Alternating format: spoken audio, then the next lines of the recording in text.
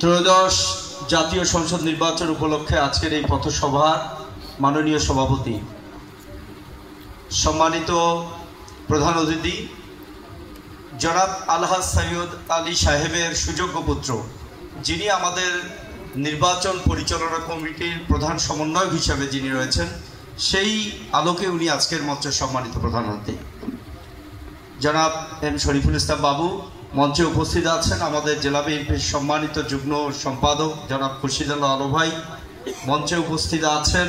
আমাদের বিএনপির সাংগঠনিক সম্পাদক সাবেক জনাব রুহুল আদাদ স্যার মঞ্চে উপস্থিত আছেন। সাবেক উপজেলা বিএনপির সাধারণ সম্পাদক জনাব রশিদুল ইসলাম এবং ইউনিয়ন বিএনপির সম্মানিত মিরগঞ্জ ইউনিয়নের সম্মানিত সভাপতি জনাব মহসিন ভাই এবং এখানে উপস্থিত আছেন আমাদের শিমুলবাড়ি ইউনিয়নের সাবেক সভাপতি রাজা ভাই এবং এখানে আরেকজন সম্মানিত মানুষ উপস্থিত আছেন, যিনি আমাদের সাবেক কৃষক দলের উপজেলা শাখার সম্মানিত সাধারণ সম্পাদক এবং যিনি ডিমলা ইসলামিয়া কলেজের দায়িত্বশীল এবং আমাদের উপজেলা বিএনপি যিনি সবসময় আমাদেরকে সহযোগিতা করে থাকেন, জনাব শহীদুল ইসলাম অধ্যক্ষ মহোদয়। সকলকে জানাচ্ছি বাংলাদেশ জাতীয়তাবাদী স্বেচ্ছাসেবক দল জলঢাকা উপজেলা শাখা এবং বৈষম্যবিরোধী নাগরিক ঐক্য জলঢাকা উপজেলা শাখার পক্ষ থেকে আপনাদেরকে আন্তরিক শুভেচ্ছা এবং অভিনন্দন। সবাই ভালো আছেন আপনারা? আমরা আসলে অনেকক্ষণ কথা অনেক বলেছে, অনেক রাত হয়ে গেছে, যা না বললেই নয় সেই কটি কথা আপনাদের সামনে বলার চেষ্টা করব। তো আমরা কি এই যে দীর্ঘ সময় গেল, আমরা কি আমাদের ভোটগুলো দিতে পেরেছি? না, আজকে কিন্তু আমরা ভোটগুলো দিতে পারিনি। আমাদের দলের কিন্তু একটি কার্যক্রম নিয়ে আমরা আজকের এই পর্যন্ত আসা। তো আজকে যে দলের আমরা এখানে প্রতিনিধিত্ব করছি, সেই দলের যিনি সম্মানিত আমাদের এই দলের প্রতিষ্ঠাতা চেয়ারম্যান আমাদের মরহুম শহীদ প্রেসিডেন্ট জিয়াউর রহমান মহোদয়, যিনি আমাদের যদি এই বাংলাদেশ জাতীয়তাবাদী দল বিএনপি তৈরি না করতো তাহলে কিন্তু আমরা এখানে সমবেত হতে পারতাম না। তার আমরা শুরুতেই রুহের মাগফিরাত কামনা করছি। এবং আমাদের পার্টির চেয়ারম্যান জনাব তারেক রহমান, যিনি চিকিৎসার জন্য বিদেশে গেছেন, এখনো দেশে ফিরতে পারেন নাই, তার সুস্থতা কামনা করছি। এবং আমাদের পার্টির যিনি সম্মানিত আমাদের সভাপতি সারা বাংলাদেশে, যিনি ভারপ্রাপ্ত হিসেবে তারেক রহমান হচ্ছে, আমাদের দেশ নেত্রী বেগম খালেদা জিয়া, তার সুস্থতা কামনা করছি।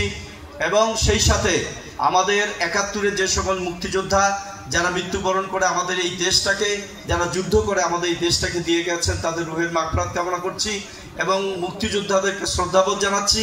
বিশেষ করে ২৪-এ যে সকল ছাত্ররা আন্দোলন সংগ্রামের মাধ্যমে আমাদেরকে সফলতার দ্বার প্রান্তে পৌঁছে দিয়েছে, তাদের যারা মৃত্যুবরণ করেছে তাদের রুহের মাগফিরাত কামনা করছি। এবং যারা এখনো অসুস্থ চিকিৎসাধীন অবস্থায় মেডিকেলে আছেন, তাদেরকে সুস্থতা কামনা করে আমি দুটি কথা আপনাদের সামনে বলতে চাই। শুরুতে আপনাদেরকে বলেছি আমরা ভোট দিতে পারি নাই। আসলে আল্লাহ তাআলা আমাদেরকে পরীক্ষার জন্য এই জমিনে পাঠিয়েছেন। আমাদেরকে কিন্তু অবশ্যই চলে যেতে হবে, আমাদের কাজটার বিচার হবে। মানুষকে নির্ধারণ করা যায় তখন যখন সে দায়িত্বশীল হয়।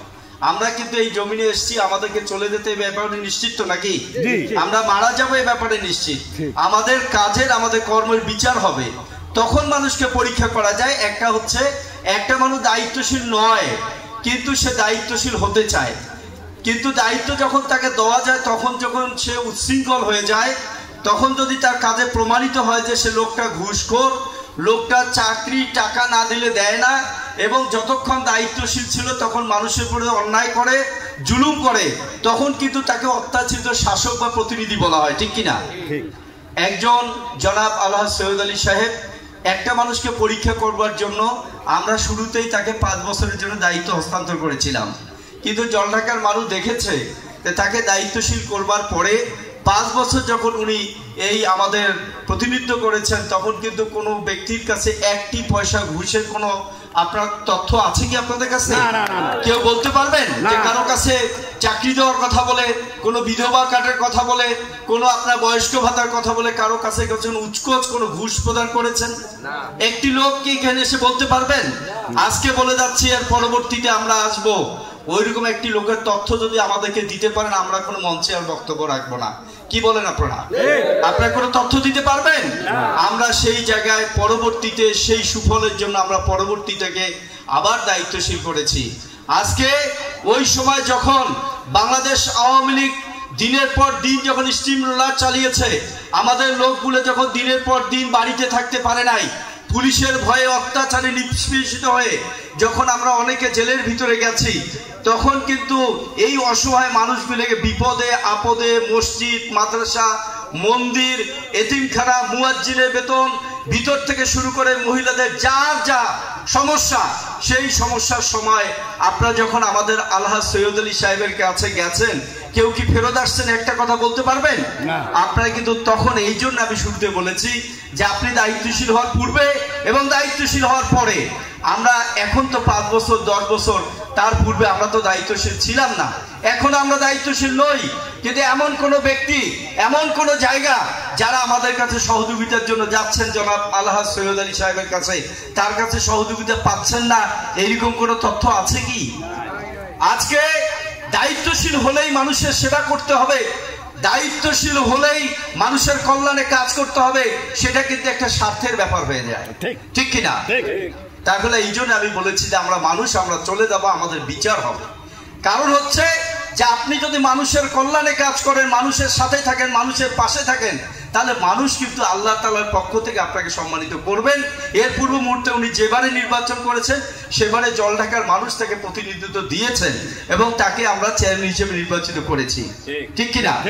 তাই আপনাদের এই আপনার ধর্মপালবাসীর এই জায়গার, বিশেষ করে ডাঙ্গারহাট মানুষকে যতদূর পর্যন্ত আওয়াজ যায়, আমরা কিন্তু আজকে চ্যালেঞ্জ করে গেলাম যে আপনারা আমাদের দুর্নীতির কথা নিয়ে আসতে পারবেন না, কিন্তু দুর্নীতি এখানে মাইক নিয়ে অনেকেই বলেছে যে আপনাদের এখানে দায়িত্বশীল উচ্চ শিক্ষিত একজন মানুষ ছিল, আপনারাই বলতেছেন যে এর বেটাক চাকরি দেয় না, ওর বেটাক চাকরি দেয়, এগুলো কিন্তু আপনারাই বলছেন, এগুলো কি আমরা বলছি? এই অত্র এলাকার মানুষ আপনারা বলছেন। অতএব শুধুমাত্র উচ্চ শিক্ষিত হলে ভালো মানুষ হওয়া যায় এইরকম বিষয় কিন্তু নয়। বেঁচে থাকতে গেলে মানুষের জন্য, মানুষের সাথে, মানুষের পাশে থাকার যে একটা মূর্ত প্রতীক হিসাবে জলঢাকায় কাজ করে যাচ্ছেন, সেটা হল জনাব আলহাজ সৈয়দ আলী। আজকে বাবু ভাই, আমরা অনেক সময় সৈয়দ আলীকে যখন আমরা কাছে পাই না, তখন কিন্তু তার সুযোগ্য পুত্র তাকে আমরা কাছে পাই।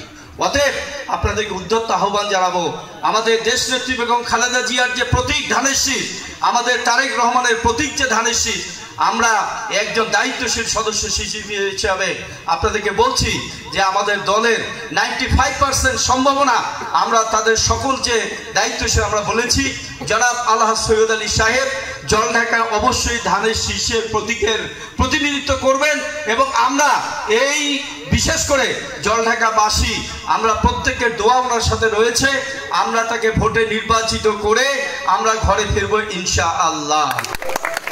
অতএব সকলের কাছে দোয়া